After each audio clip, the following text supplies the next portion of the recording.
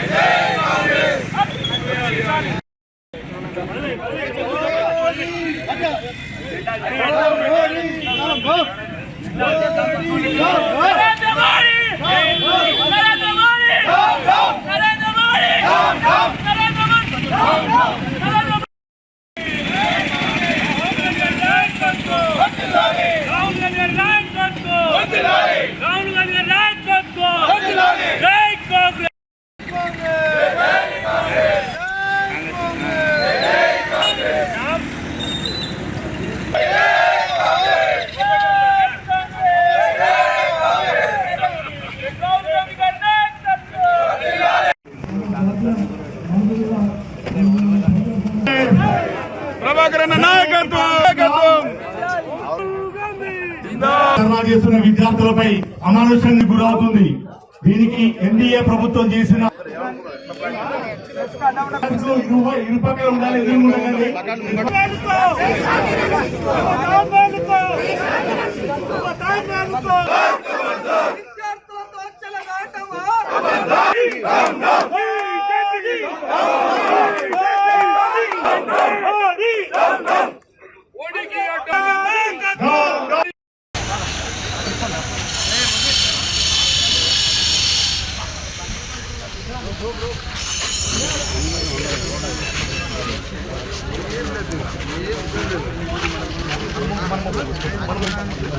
MG బండాడు పెట్టరాపో ముందట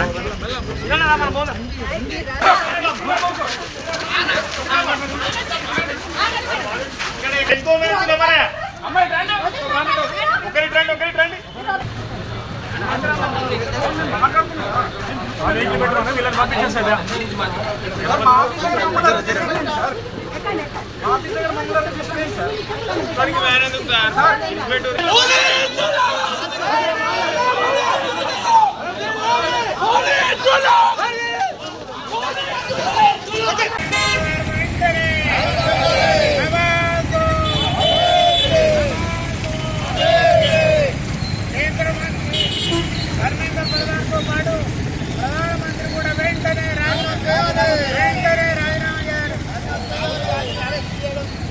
Rahul Gandhi arrest చేయడం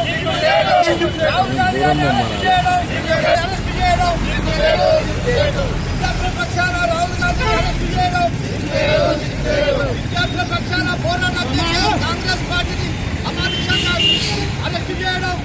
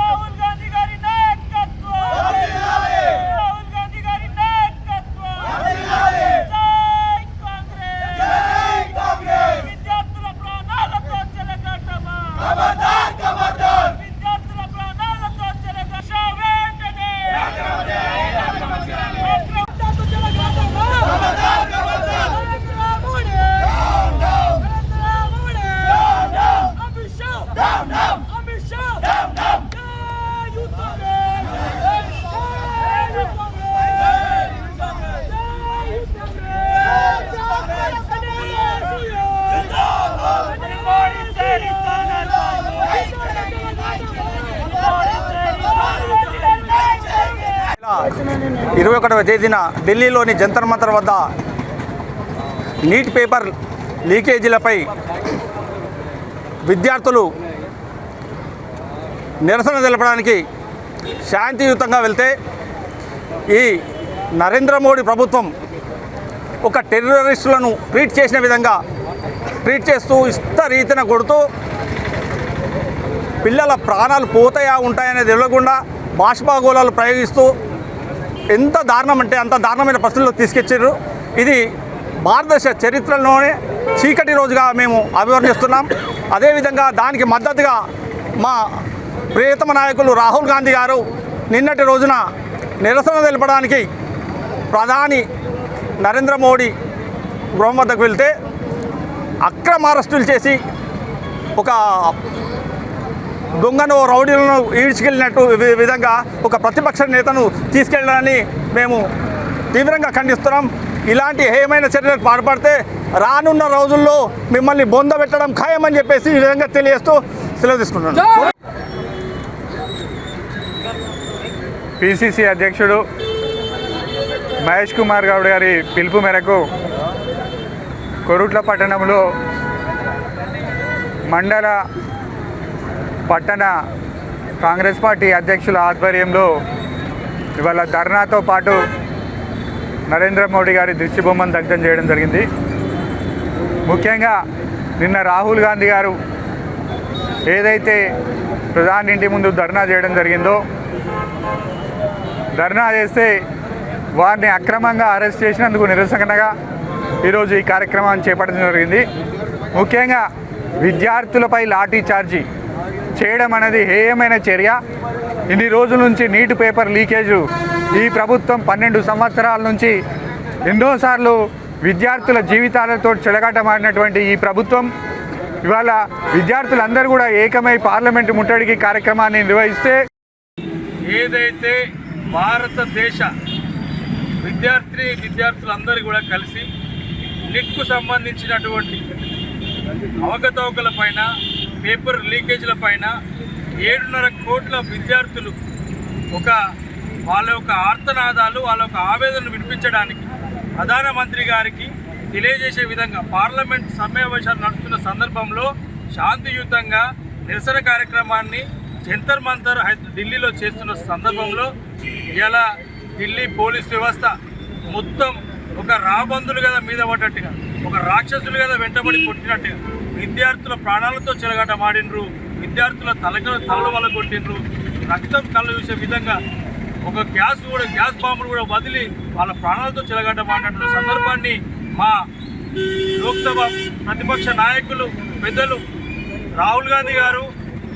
దానికి గత 12 సంవత్సరాలుగా బ్రిటిషర్లను మరిపించే విధంగా మోడీ ప్రభుత్వం ఈరోజు అహంకారంతో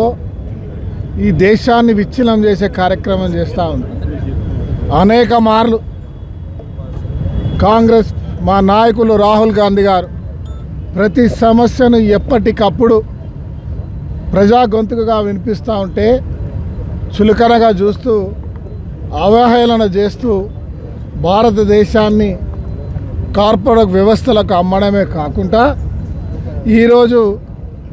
భారతదేశంలో ఉన్న కోట్లాది మంది విద్యార్థులకు అన్యాయం చేసే విధంగా భారత భావి పౌరులు వారికి బంగారు బాట వేయాల్సిన బాధ్యత కేంద్ర ప్రభుత్వానిది. ఇలా నిధులతో కానీ ఇంకో దాంతో కానీ ఎక్కడ ఇబ్బంది లేనటువంటి ఒక మన భారతదేశం ఇవాళ ఈ రాష్ట్ర భావి భారత పౌరులకి చీకటిలకు దోసేటువంటి ఒక దుర్మార్గమైన చర్యను ఇవాళ కేంద్ర ప్రభుత్వం మోడీ ప్రభుత్వం చేస్తూ ఉంది. దానికి నిరసనగా ఇవాళ అనేక వేలాది మంది యువకులు మాకు అన్యాయం జరిగింది, నిట్ సంబంధించిన